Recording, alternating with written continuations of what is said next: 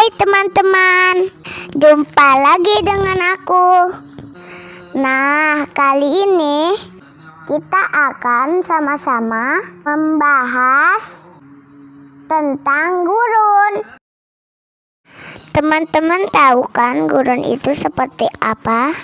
Allah berfirman dalam surah Al-Kahfi ayat 8, wa inna raja iluna ma'alaiha so'idan juruza.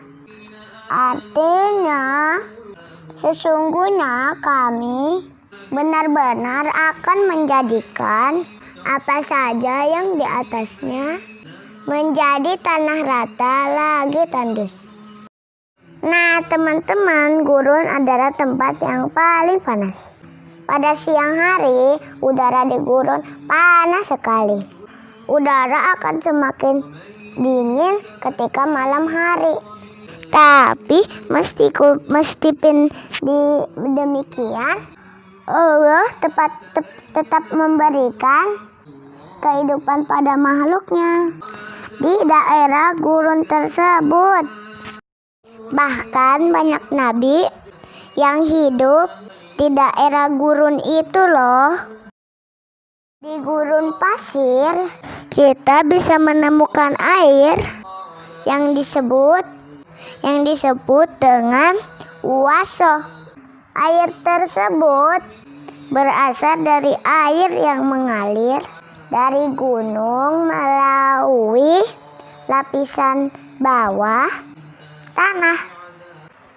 Air ini berkumpul pada suatu dataran rendah. Angin gurun sangat panas dan kering. Banyak batu yang hancur diterpa angin gurun. Tiang-tiang batu ini terbentuk akibat terpaan angin gurun. Bentuknya seperti diukir ya teman-teman. Teman-teman, di gurun juga ada hewan loh. Udah tahu kan hewan apa yang ada di gurun? Ya benar, unta. Nah teman-teman, Allah menciptakan unta untuk membantu kehidupan manusia di gurun.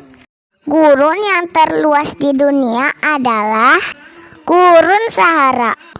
Gurun Sahara terletak di benua Afrika.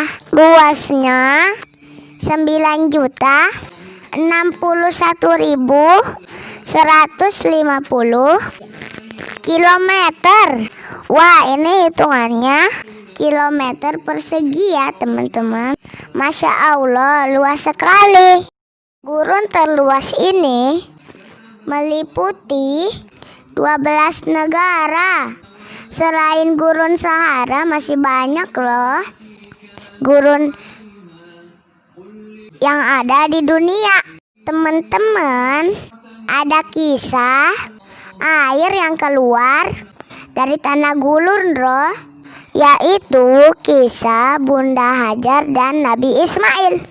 Dalam kisah itu, Nabi Ismail yang masih bayi menangis.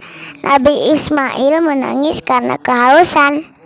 Saat itu Bunda Hajar menuju Bukit Safa dan Marwah sambil menari-nari sumber air. Tapi ia tidak menemukan setetes pun air. Pada saat itulah Allah Subhanahu wa Ta'ala menurunkan mukjizatnya. Kaki Nabi Ismail meronta-ronta, ternyata menghalau pasir di dekatnya. Dan dari sana muncul sebuah mata air.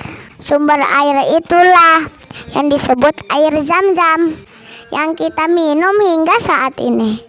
Nah, kalau tadi kita mengenal hewan gurun, sekarang kita akan mengenal tumbuhan yang di gurun. Namanya adalah kaktus. Kaktus memiliki keistimewaan, yaitu dapat bertahan hidup di gurun. Nah, untuk lebih jelasnya, kalian bisa membuka ensiklopedia Bocah Muslim.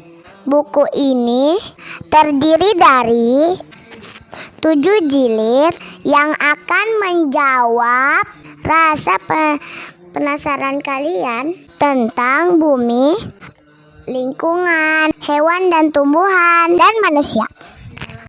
Buku ini juga dilengkapi dengan jilid main yuk.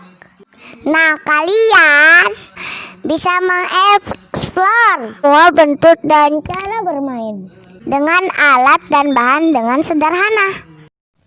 Terima kasih sudah menonton video aku. Jangan lupa like, share, dan subscribe ya teman-teman, serta aktifkan tanda loncengnya.